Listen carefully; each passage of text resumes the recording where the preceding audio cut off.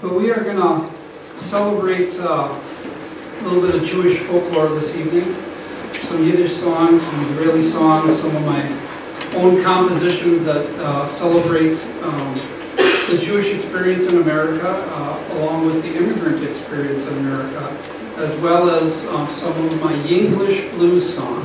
So you're going to get, as my grandma would say, a bissel of this and a bissel of that.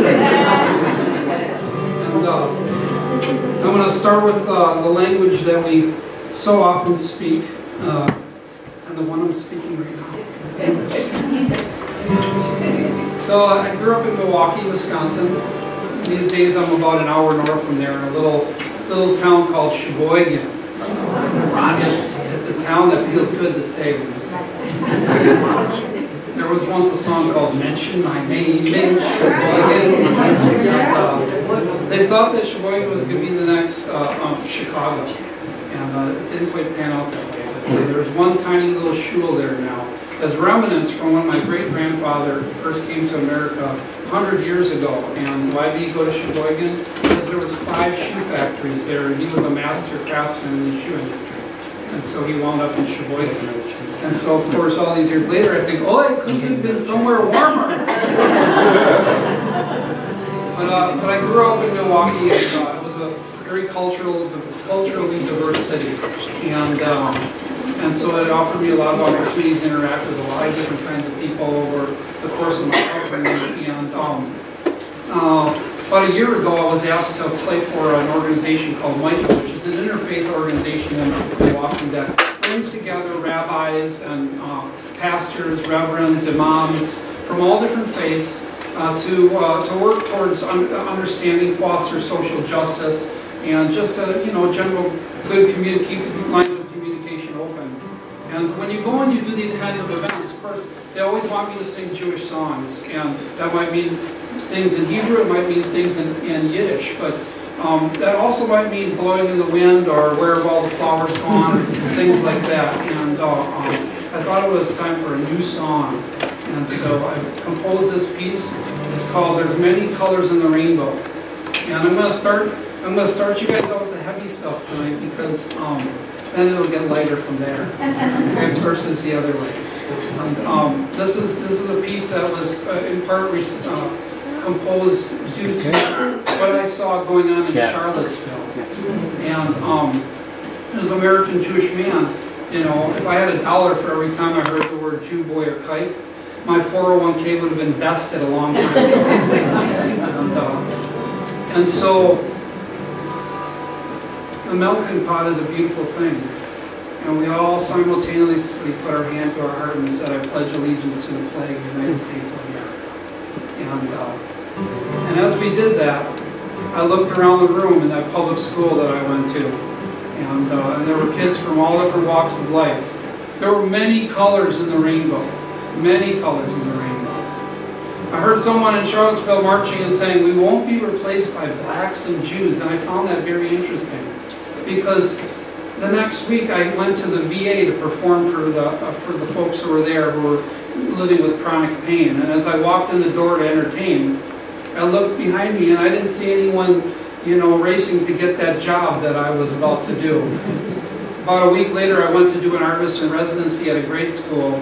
And as I walked in the door, I didn't see any large numbers of people racing to get that job that I was about to go do. And as I went from nursing home to nursing home, from coffee shop to coffee shop, and other community music-making events, I didn't see anyone racing to get that job that I was about to go do. So I'm not sure who I was supposed to be replacing, but I'll tell you this. As long as I continue to hear these things, I'll continue to write these kinds of songs. Your line is, "There are many colors in the rainbow." The 100th anniversary of Pete Seeger this year. We do this one for Pete, who would have sung songs just like this. Well, you say that you don't like me for the color of my skin. Take that frown, turn it upside down, brother, we both win. Take the hate,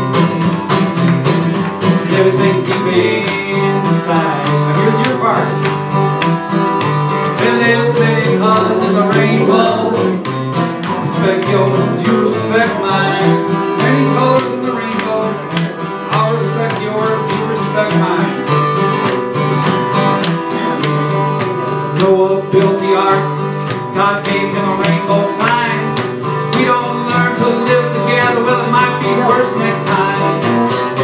Take a hate and everything deep inside.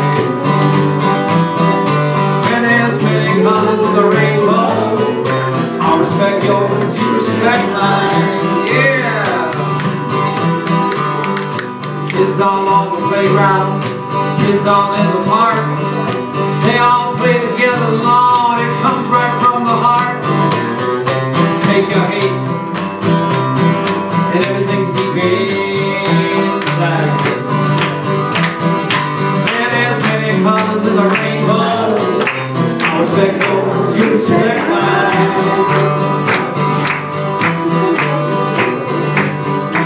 My dad's Uncle Max, he was a concentration camp liberator. He was on the other side of the coin, you know. My Uncle Joe, he used to come over. One day I come home with a black eye, you know, I was the only Jewish kid in the neighborhood.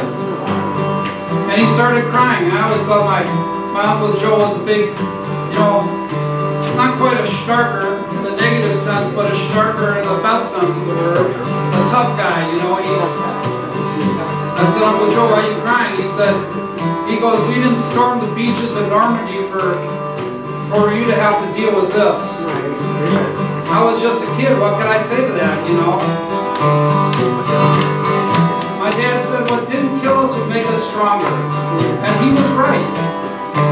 That black eye had set me on a life of martial arts. Look what good shape I'm in now.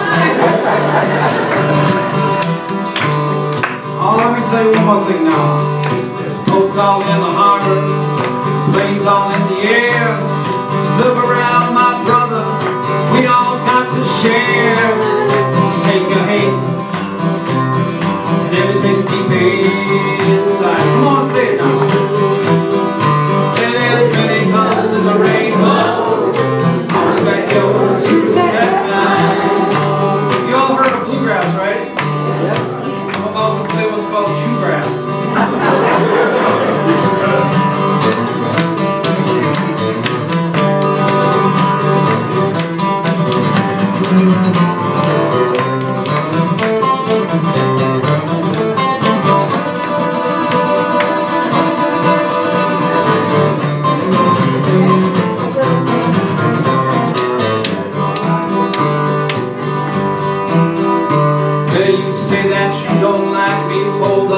Color of my skin. Take that frown, turn it upside down. Brother, we both win. Take the hate and everything deep inside. One last time now. Well, there's many colors in the rainbow. I respect yours, you respect mine. Well, there's many colors in the rainbow. I respect yours, you respect mine.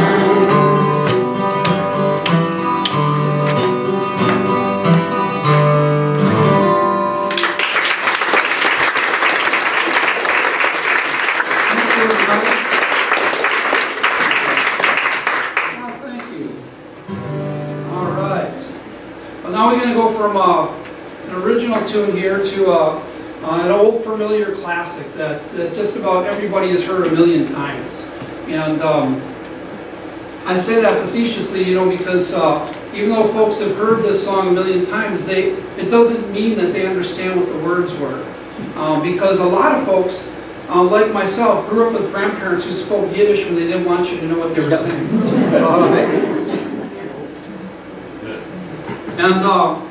And so I learned some of the most colorful words in the language.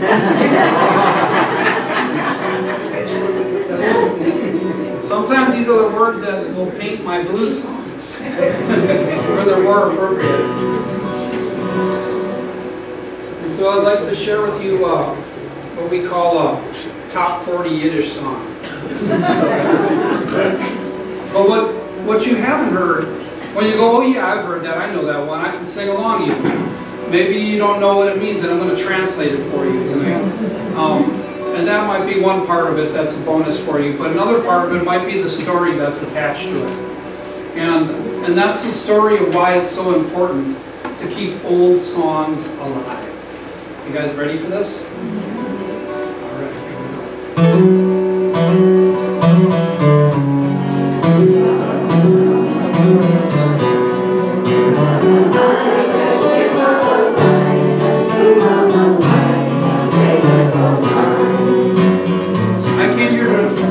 To hear you sing is now hold tight now. Don't get ahead of me.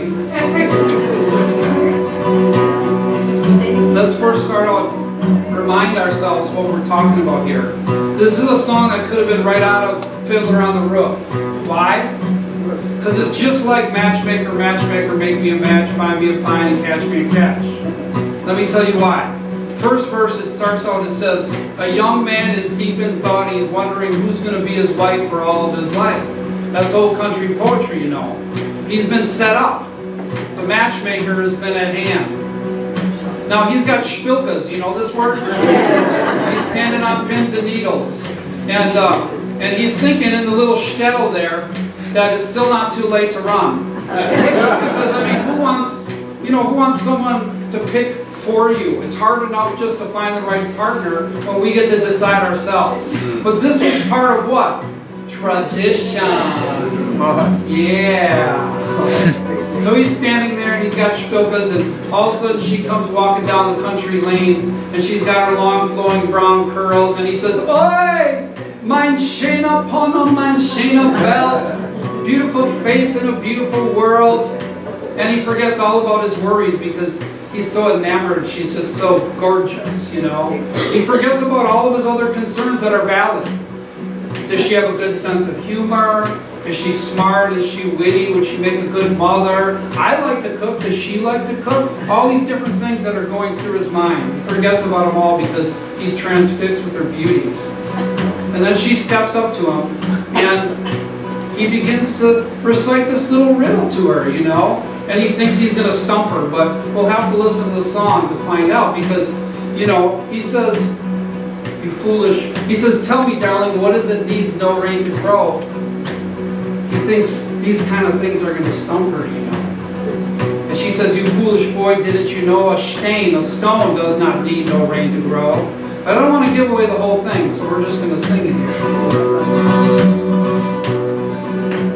Steht am Boden ohne Tag, Nacht und Tag, der ganze Nacht. Wenn zu nehmen und in Maschinen, wenn zu nehmen und in Maschinen. Sing it now. Tumbala, tumbala, tumbala, laika, tumbala, tumbala, tumbala, laika, tumbala, laika, tumbala, laika, tumbala, laika.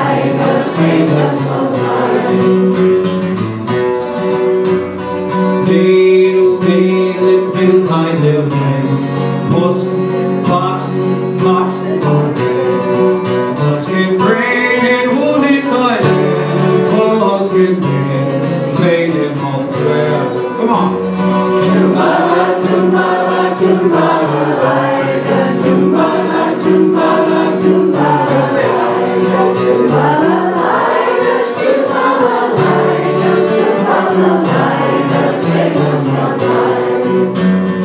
About 2 months ago, I went to visit my dear friend Major Paul Melrud, World War II veteran. He is my Yiddish mentor for many years and my dear friend. He's in the memory care unit now at the Milwaukee Jewish Home and Care Center. And even though he asks me the same questions over and over, as soon as I started singing old Yiddish folk songs, he remembered every single word. You see, these songs, they don't escape. They stay right there to comfort us as we grow old. They keep us warm on those lonely nights. And oh, that last verse, by the way, I can't quite sing it for you just yet. You see, it was, well, 25 years ago. I'm 50 years old now.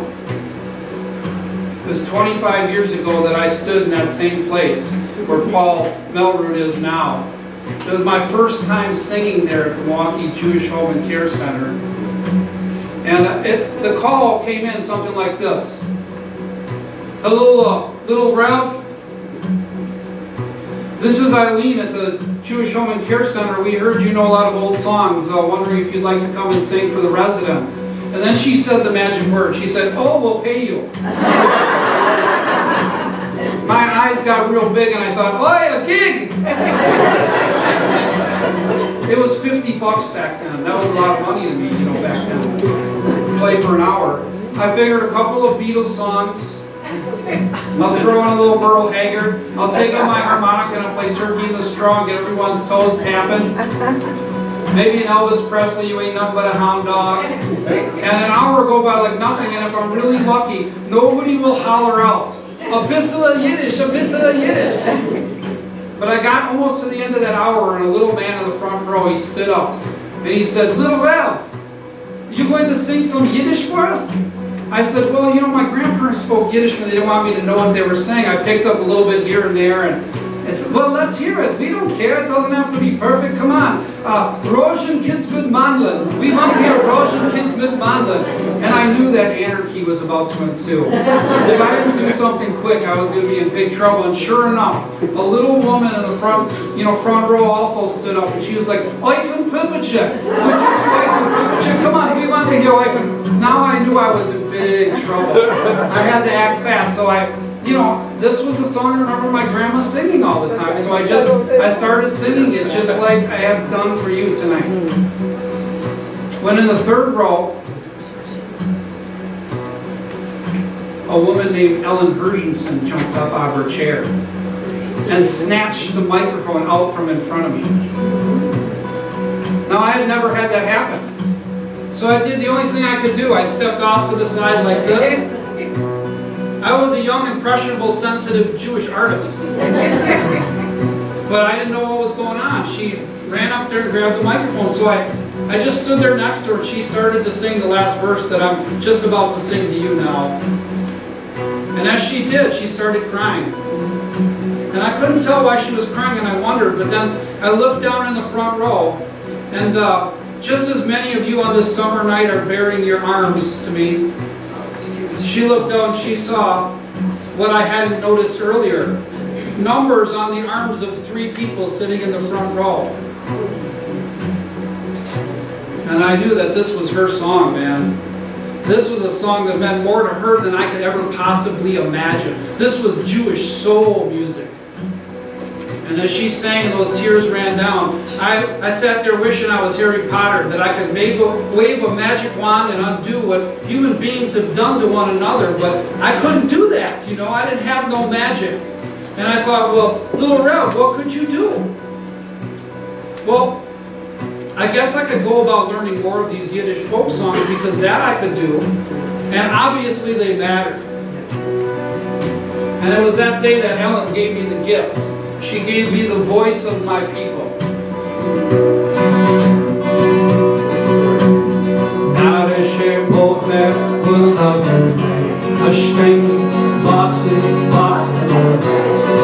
and can bring it on it going fair. Our hearts can play it home. Come on, sing it.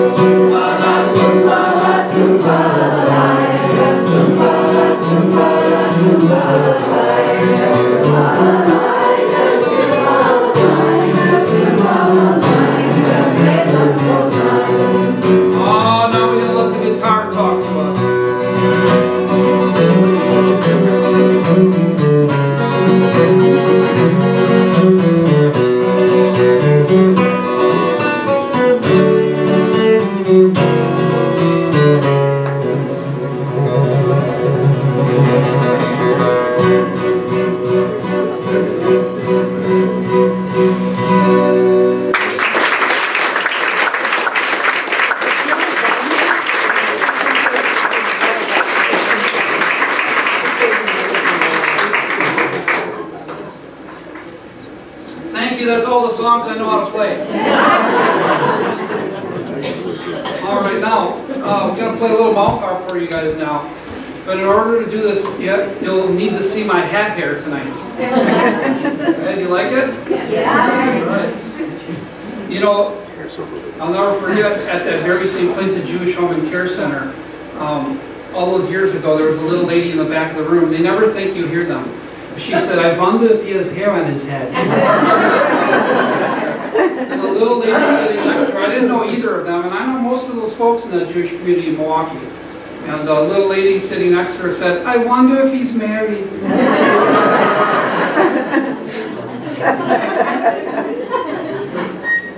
We're going to play a little harmonica now, and I'm going to give you guys a little, now I'm going to go from a, you know, classic Eastern European Yiddish folk song to another one of my own songs tonight. And some years ago I came up with a show called Jews and Blues. I have a bunch of different one-man shows that are scripted programs that celebrate Jewish cultural history. I have a show on Broadway in Tin Pan Alley, and I have another one that I do on rock and blues. And this is a song from that show. And when I do this show, I talk about the relationship between iconic African-American blues singers and the relationship that they shared with people like the Chess Brothers at the famous Chess Records, which was the label that recorded Muddy Waters and Howlin' Wolf and Bo Diddley and Chuck Berry early on in their career. Very iconic labels. And most of these little record labels, many of them were started by Jewish, you know, Jewish businessmen. And as I began to study this history, this song was born. You're going to get a bunch of words in here, and I don't want to presume that you know them all. So you know when I say gelt, I'm talking about? Right. When I say the word schlep, I'm talking about? When I say the word mishigas, I'm talking about? When I say the word shikker, I'm talking about? Too much to drink, right? Jews don't typically have very many drinking songs outside of Chagad and Bravery of God. And I was always curious about this because I played in an Irish band for 20 years in Milwaukee, a band called Frogwater. And so I was the only Jewish guy at these Irish pubs, you know. And one night, one of the fans hunkered up next to me with his 6th pint of Guinness in his hand at the end of the night. I was ready to go home. He put his arm around me and said, Lil Rev, let me buy you a snort of whiskey. And I said, I'm not much of a drinker, man. And he goes, well, you've been singing these drinking songs all night. Come on, have one shot of whiskey. So I said, all right, one shot, but it's got to be good stuff, the smooth stuff. And he said, okay. And we got to talk, and he knew I came from a Jewish background. And finally, after he'd had like 2 more pints of Guinness in the space that I hadn't even sipped mine, he said, Lil Rev, don't your people got any drinking songs of their own? And I thought about it, you know. And I thought about it. And, you know, yeah, on Purim, we kind of sanction, have a good time, and, you know, and drink if we want. And every Friday night, we taste the fruit of the vine, you know, on the Sabbath. But typically, I wasn't aware of that many Jewish drinking songs. And I think that Milton Berle, the great Jewish comedian, really just explained it best when he said, Jews don't drink. It interferes with their suffering.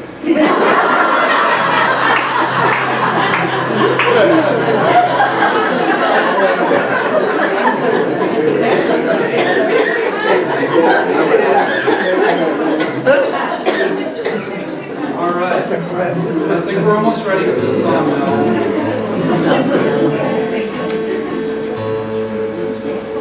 All right.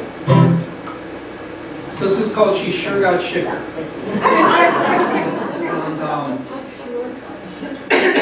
Do you know what the word ganef means? Yes. Do you know what the word schnorr means? Yes. Okay, all right, I'm in good company.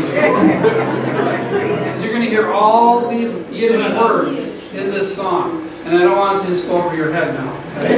Nobody's writing these kind of songs in the Jewish community. Okay, nobody's writing these kind of songs. I thought it was my duty. All right, here we go. When I say she sure got shicker, you guys are going to all holler right back at me in call and response fashion. Okay? Look here, book, see what you've done. Take my guilt, now you're on the run. Well, you sure got sugar. Sure got sugar. Sure got sugar. Sure got sugar. Well, you sure got sugar. Sugar as a cat could be. You drink Moke and David, and the sheds too. Your clothes look like a schmate. What can I do? Well, you sure got sugar. Sure got sugar. You sure got sugar. Sure got sugar. Well, you sure got sugar. Sugar as a gal could be. Well, I slept you here, you know I slept you there. You quetch, quetch, quetch like you just don't care. Oh, you sure got sugar. Sure got sugar. Sure got sugar. Sure got sugar. Well, you sure got sugar. Sugar as a gal could be. Oy vey de chutzpah to do what you do if you don't stop this mishigas. I tell you now, we're through. Sure got sugar. Sure got sugar. Sure got sugar. Sure got sugar. Well, you sure got sugar. Sugar as a gal could be. Well, they call you a gonif, call you a schnorr. They call me a schlemiel for letting you in the door. Oh, you sure got sugar. Sure got sugar. Sure got sugar. Sure got sugar. Oh, you sure got sugar. Sugar as a gal could be. How you guys liking these Jewish blues songs?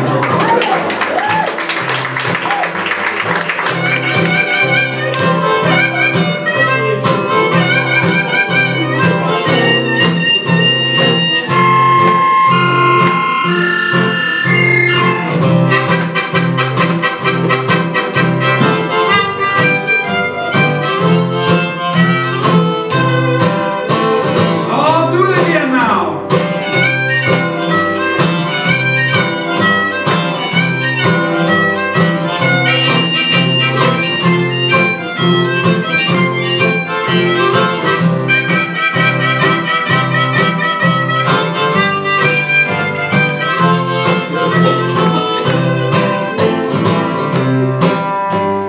Look here, bubbler, see what you've done. Take my guilt, now you're on the run. Oh, you sure got sugar. Sure got sugar. Sure got sugar. Sure got sugar. Well, you sure got sugar. Sugar as a gal could be. Look, if Hank Williams can sing Your Cheating Heart Will Tell on You, if Elvis Presley can sing We Can't Go On Together with Suspicious Minds, I can sing a song about you took my guilt and now you're on the run. Right? The Jewish tradition ought to have a few of these themes too, don't you think? All right, we gotta let the guitar walk it on home now. Come on, guitar.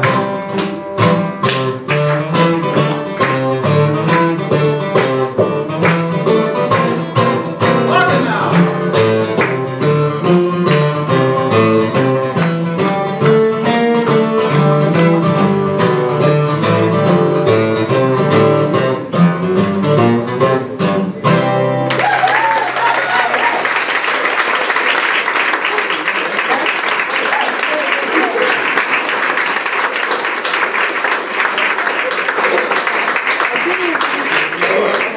Thank you, everybody. Thank you. All right, now I'm going to play one for you on the mountain dulcimer. And I'll need to sit down in order to do this. You'll have to bear with me. This isn't the pretty part of the show. Are we having a good time yet?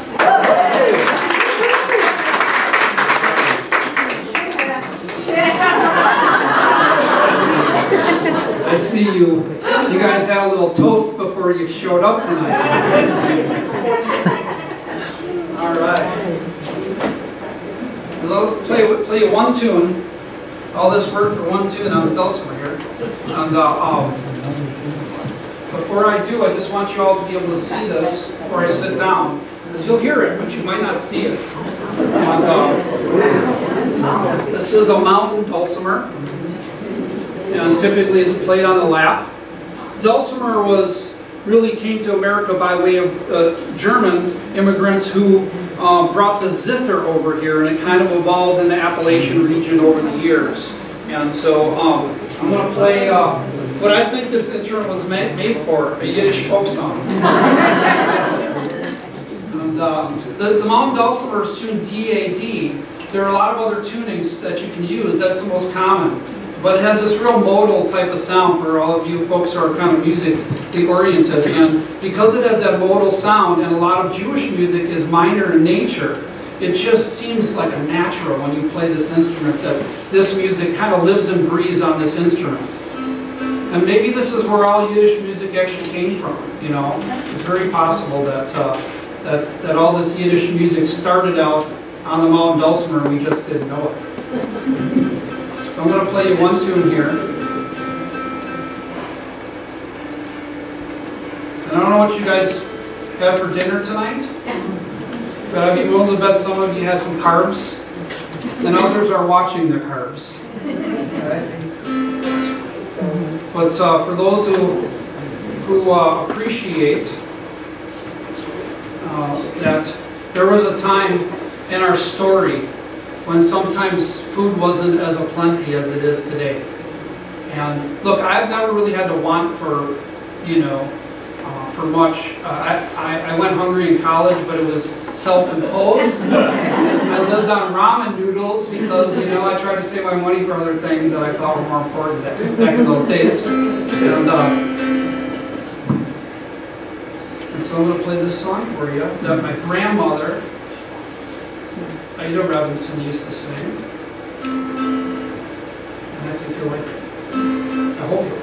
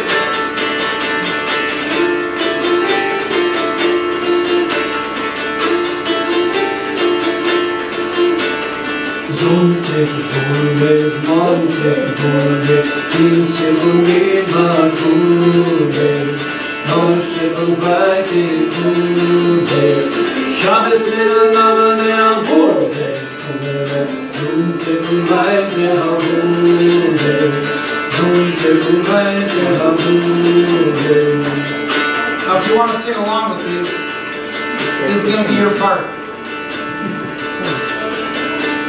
Sunday potatoes, Monday potatoes, Tuesday and Wednesday potatoes, Thursday and Friday potatoes. On the Sabbath for a change it's potato pudding. Sunday again it's potatoes.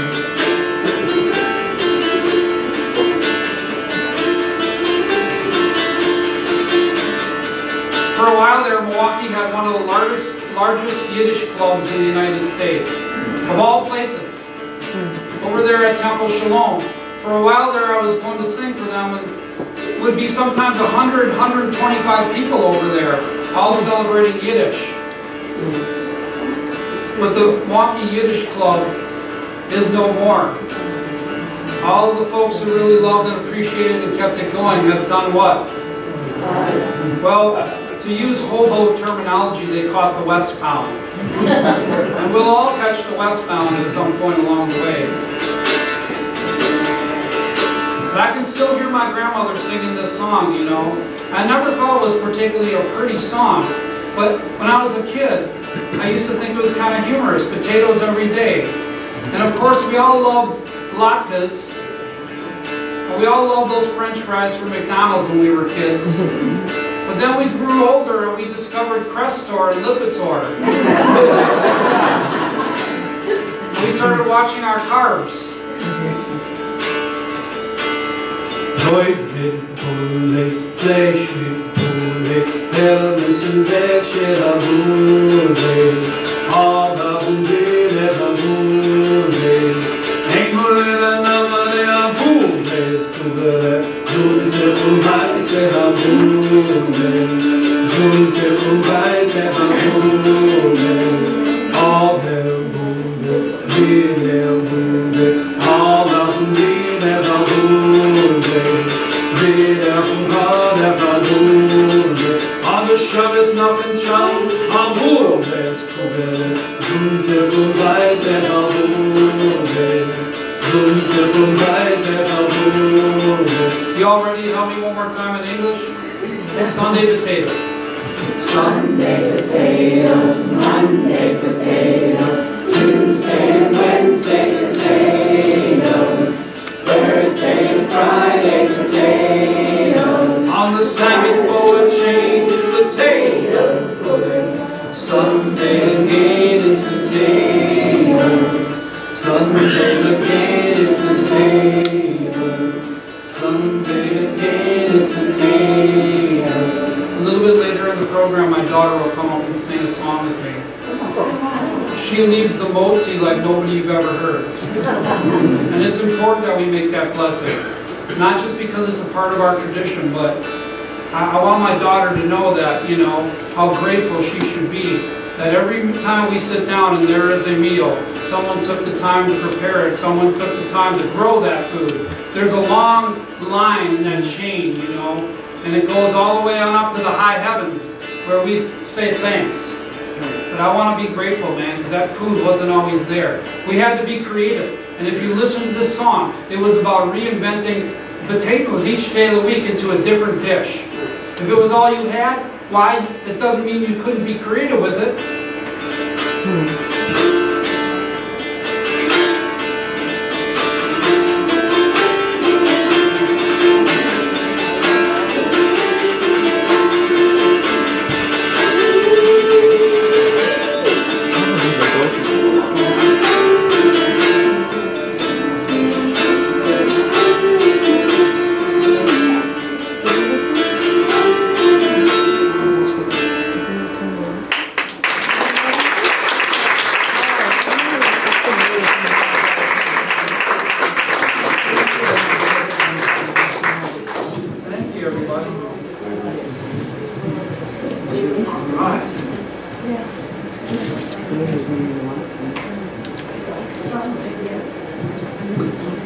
Thank you. And now I'm going to play one for you on the altar. And I'm going to go from a traditional Yiddish piece to a little story for you.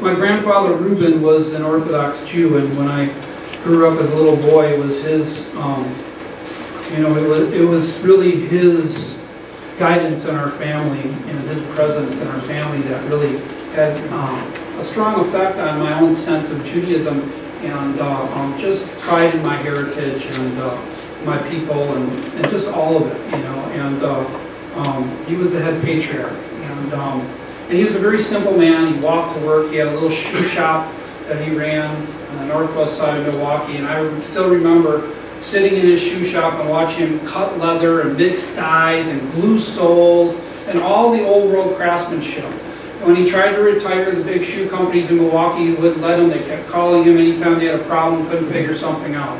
He was the guy that they went to. And you don't know it, you know, because in the moment you think that it's going to go on forever, but then all of a sudden one day they're gone. Yeah. And you know, Zadie and Zafta are no longer in the picture, and you know, you have all these memories, and you have all these stories, and you have all this richness that you take for granted as a kid. You know, I was listening to Ozzy Osbourne. You know what that does to a kid?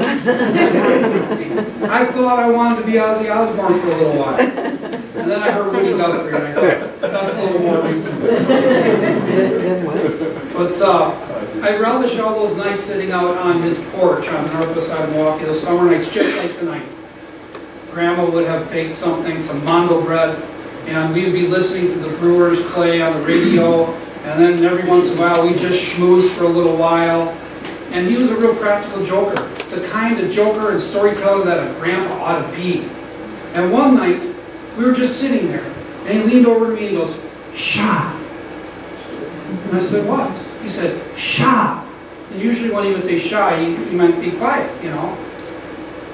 And I could hear dogs barking and buses blowing their horn and people down the street cutting their grass, and there were all these sounds. What was I supposed to be listening for?